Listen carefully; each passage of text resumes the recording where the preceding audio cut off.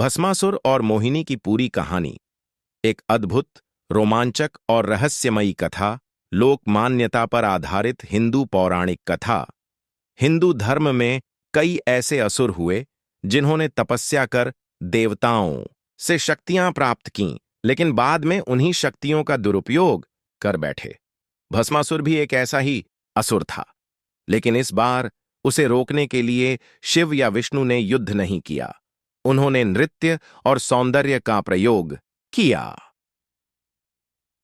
भस्मासुर एक बलशाली असुर था। उसने हजारों वर्षों तक भगवान शिव की घोर तपस्या की। उसकी तपस्या से प्रसन्न होकर शिव जी ने प्रकट होकर वरदान मांगने को कहा।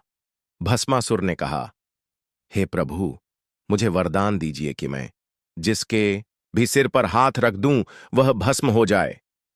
भगवान शिव सदा दयालु ने यह वरदान दे दिया, परंतु उन्होंने यह नहीं सोचा कि भस्मासुर इसका उपयोग कितना विनाशकारी ढंग से करेगा।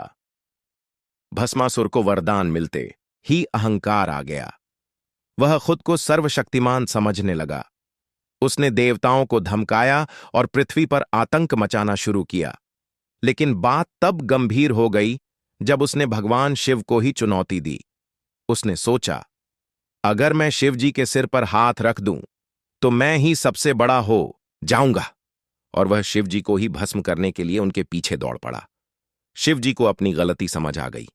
वे भयभीत होकर भागने लगे। ये शायद इकलौता ऐसा समय था जब महादेव को किसी से भागना पड़ा। उन्होंने ब्रह्मा और विष्णु से मदद मांगी। ब्रह्मा ने कहा, इस समस्या का हल युद्ध नहीं, माया है। माया का अवतार मोहिनी।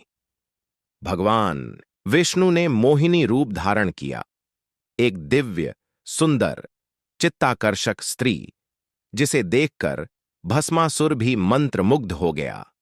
मोहिनी ने एक सुंदर वन में प्रकट होकर नृत्य आरंभ किया।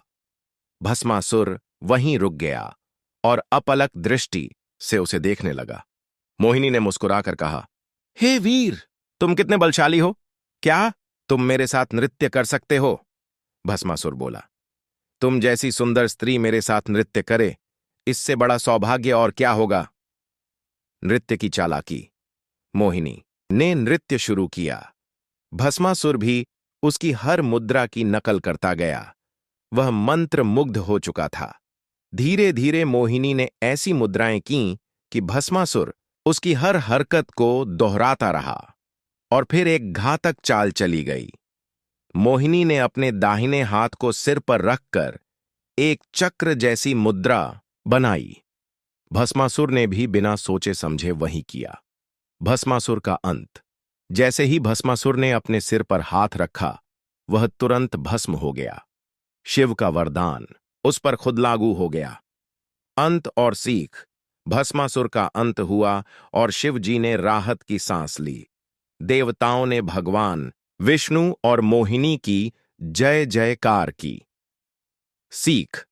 शक्ति अगर विवेक के बिना दी जाए तो वह विनाश करती है। अहंकार ही सबसे बड़ा शत्रु है।